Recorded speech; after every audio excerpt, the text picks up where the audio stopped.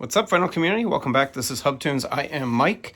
Vinyl finds, February 2024. We're 2 months into February. No, we're 2 months into 24. Yeah, it's hard to believe, right?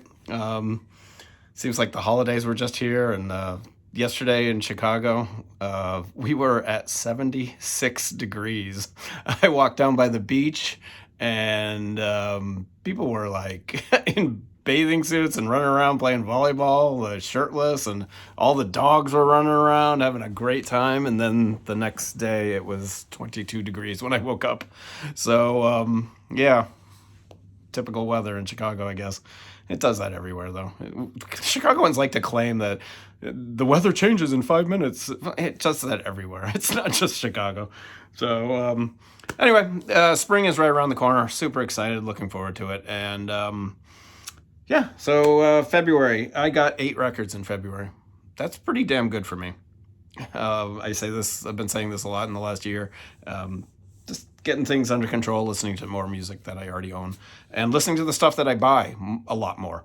And it's been a while since a band released a record, an artist released a record that I got home, I tore it open, put it right on the turntable. Usually I'll just open them and they'll sit around for a few minutes. This one I put on right away because I was so excited to get this record.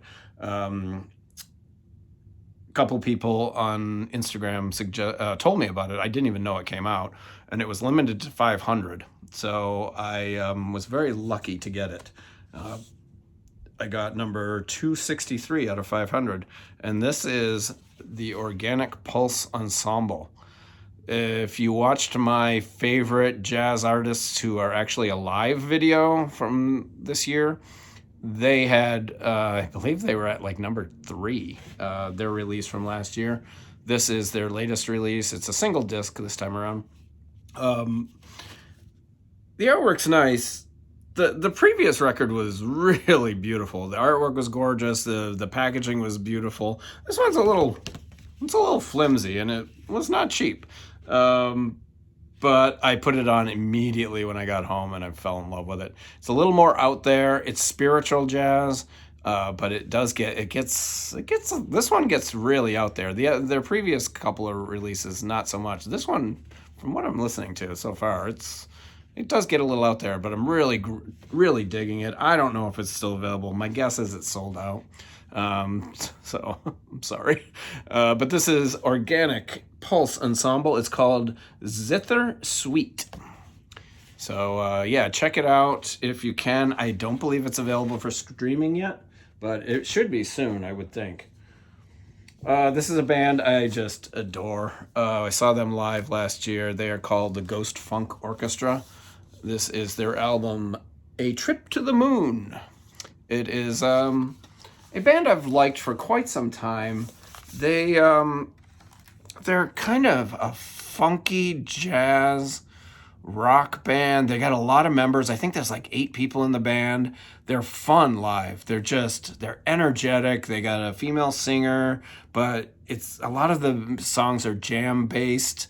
Horns. They have a trumpet player and a trombone player, I believe, and a keyboardist, a guitarist, conga player, a drummer. It's great. They're so much fun live, but they don't tour much.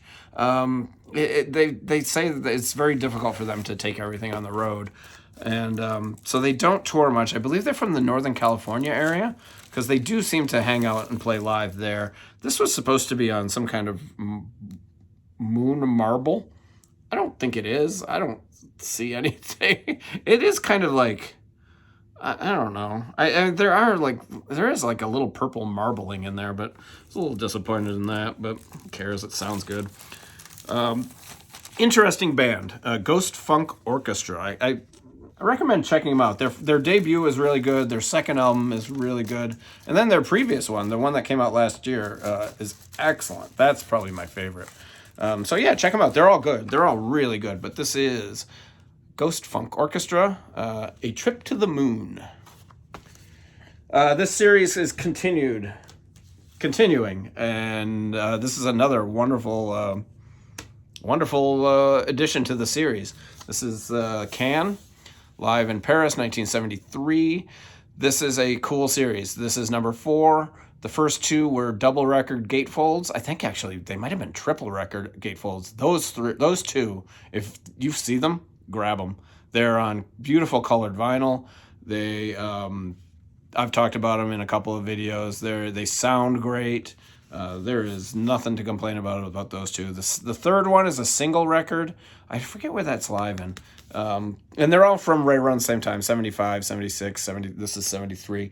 So right around that period of Can's career. But this one is 1973 in Paris. This was the first one with vocals. So we just lost Damo Suzuki a couple of weeks ago. He is all over this record, and he sounds great. My only complaint is, it's not a complaint, whatever. Some of the songs don't sound as good as others. Like the opening song sounds fantastic. Like it is. I crank that thing up. It sounds really good. Then there's like the next song doesn't sound quite as good. The sound quality is not as good. But it for the most part, I mean, there's only 4. There's only 6 songs. I'm nitpicking. I mean, it sounds really good. Not as good as the first 2, but definitely really good. They do a great job. Polyline sleeves. The inner, they always do really cool. I didn't get the colored vinyl on this one. I was just kind of trying to conserve money. But they do nice, custom inner sleeves and stuff. This one is a double record, but it's not a gatefold. So it's just. It's just, an extra wide thing. And you got your little, this. I don't even know what the point of this is. It's just it doesn't even, oh, it does have a little, I didn't even read this. Now I got something to read. If I could ever read that, people over 55 cannot read this. Hell, probably people over 40 can't read that. But Can live, I will put that in there later. Excellent release. I love the artwork on these too. The artwork on all of these is beautiful. Kind of the same artist, similar style. Really digging that. So this is a band that I've loved this. I've liked this band a lot for, God, they've probably been around 25 years. At least. I don't even know when their first album came out. At least 25 years. No, they're probably even 30. Now that I think about it. And I really dig this band. And I don't buy all their releases. They kind of lost me for a little bit. Some of their stuff didn't really catch with me. And I heard this. I don't even know where I heard this. Somebody suggested it. And I absolutely dig this. This is the Brian Jonestown Massacre. And like I said, I've listened to a lot of their records, and I always dig them. This is called Don't Get Lost. And, oh my God, this is my favorite record of theirs. This is just, I dig the artwork. Colorful, beautiful, really. It's got some cool inner sleeves and stuff. This record blew me away. I didn't know it was them. It's psychedelic rock. It's psych rock. But they're usually psych garage rock is kind of what I describe them. This is more electronic psych rock. It's not garagey, but every once in a while that guitar comes in with that garage sound, and I'm just digging this record. I cannot get enough of this. I don't know if you guys have heard this. It is really good. The song Fact 69, which might have been the single, it opens the second record. This thing is great. This record, I'm gushing over this. I'm sorry, but this blew me away. I think it came out in 2017, 2016. I totally missed it. Unreal. I was so happy I could actually get a copy. I found it on Amazon, and it did not come damaged at all, which was amazing because in Chicago, Amazon always delivers damaged records. But yeah, if you guys like psych rock, but it has a little, I don't want to say electronic, but it kind of does.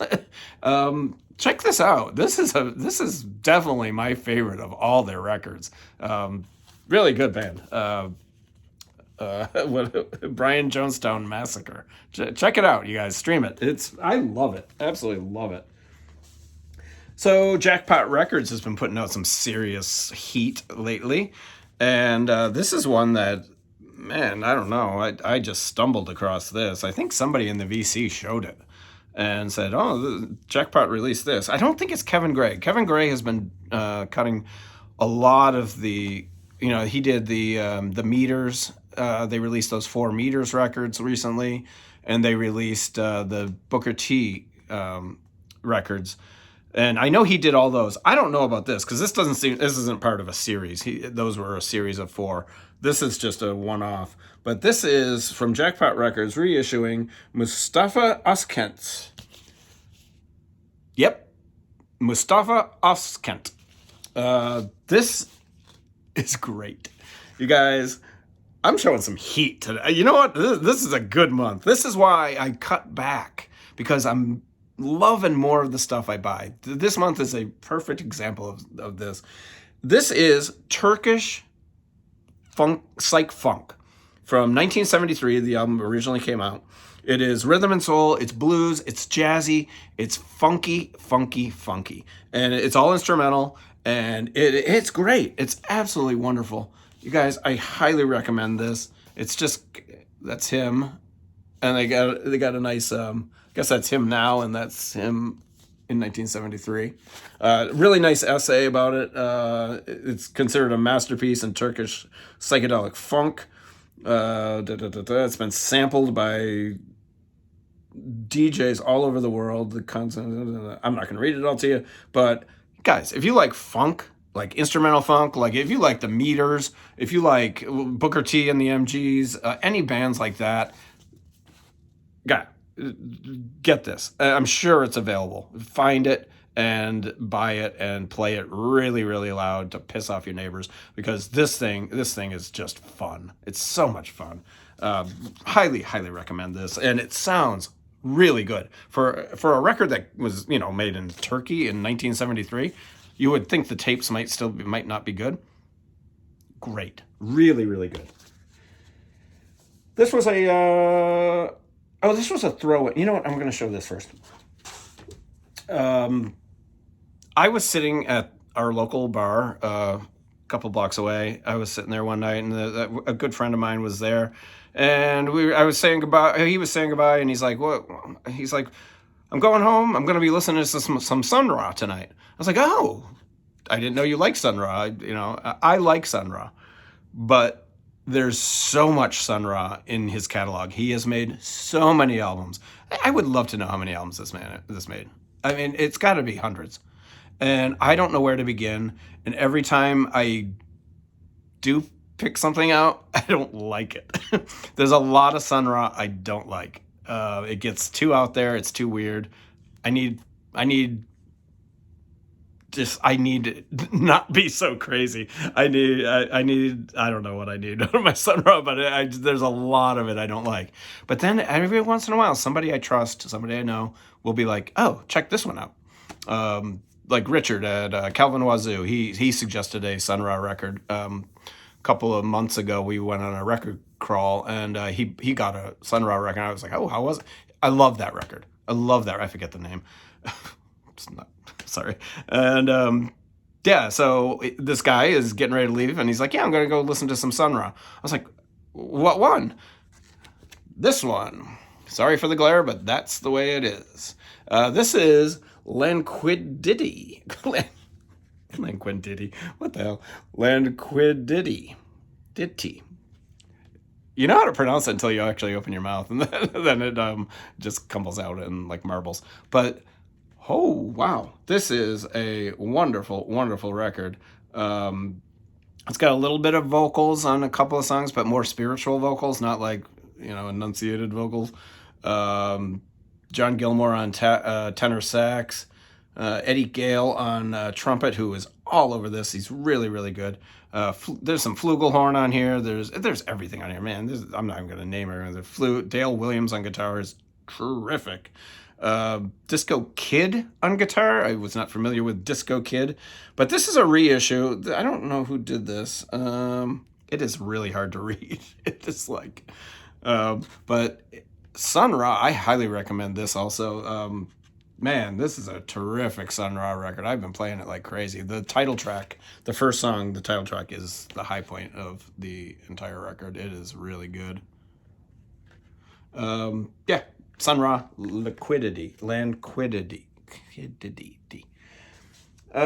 So last weekend I went to a friend's house out in Western Illinois and had a boys' weekend of drinking and barbecuing and sitting around like the fireplace and just hanging out, listening to records and stuff. It was a really nice weekend. But on the way, I stopped at Toad Hall Records in Rockford, Illinois. I don't get out there that much. It's a great place. It's a cool place, man. It's packed. I got a lot of records in there, and I don't understand the ordering. I get lost. I can't really find. I'm overwhelmed when I walk in. But I had a $150 credit apparently, so I went in and I was like, well, I don't get out here that often, so I got to spend the 150. I can't just spend like 50 and then because I don't get out there that much. It's about a 2-hour drive from my house, so I picked up two things. I picked up. What did I do? No, I just picked up this. When this came out, I'm not a fan. First of all, I don't buy a lot of box sets, but sometimes, like I bought the Blondie box, and I'll buy the Grateful Dead boxes and stuff, and I bought a couple other things. So I don't buy a lot of box sets, and I don't like mixed sets like that have DVDs and CDs and vinyl. I did buy the replacements Tim, but I ended up getting it for like $38 or something like that. I wasn't going to pay $80 for all those DVDs and CDs that I would never listen to. So when this came out, this is one of those box sets. I skipped it because I didn't want DVDs. I just want vinyl, and that's music from Big Pink, the remastered, reissued box set that came out. I don't know when this was. I don't remember what year. Maybe 2 years ago it came out. I don't remember, but I just remember skipping it. I was like, yeah, I'd really like that, but I'm a big fan of the band. I love the band, and I do have a copy of this already. It's not the best copy, so I picked this up. It was under 150. It's great. It has, first of all, the box is made terrific. It's got like a linen feel to it. It's really well done. And then I don't usually save hype stickers, but sometimes with box sets I do. 50th anniversary Super Deluxe Edition, newly remixed and remastered. That's important. It's remixed and remastered in high resolution surround sound. 6 bonus tracks, all new liner notes, and then it also includes Blu-ray audio, which I have no use for, a CD, which I have no use for, 2 LPs, 45 RPM, and a single of The Weight, and a booklet, and a lithograph. So there's just a lot of crap I don't need in this box. And that's why I don't buy a lot of these boxes. I just want the music. I don't need, sometimes I do like the books. Give me the books and the records. That's all I want. I don't want t-shirts. I don't want bumper stickers. I don't want lithographs. But it's got a really nice, I love that photo of the band. It's got a beautiful book.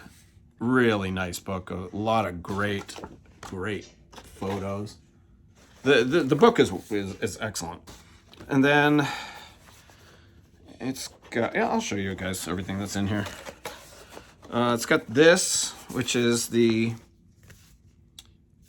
CD, DVD, 45 like thing, which I have no use for this.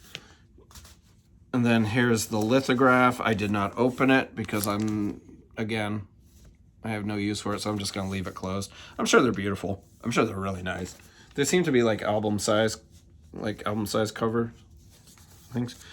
And then the album, the great album, music from Big Pink. It's great. It sounds really, really good. I'm not usually a fan of like remixing. I dig it. It sounds good. It sounds better than, the copy I already own. And Yeah, I mean, it sounds good. I'm glad I bought it. Um, yeah, I just wish it was. This is all I want. I want that on my shelf. I don't need all this. But yeah, so I bought that, and you know, it's groovy. Whatever, you know, it does sound really good, and all this back.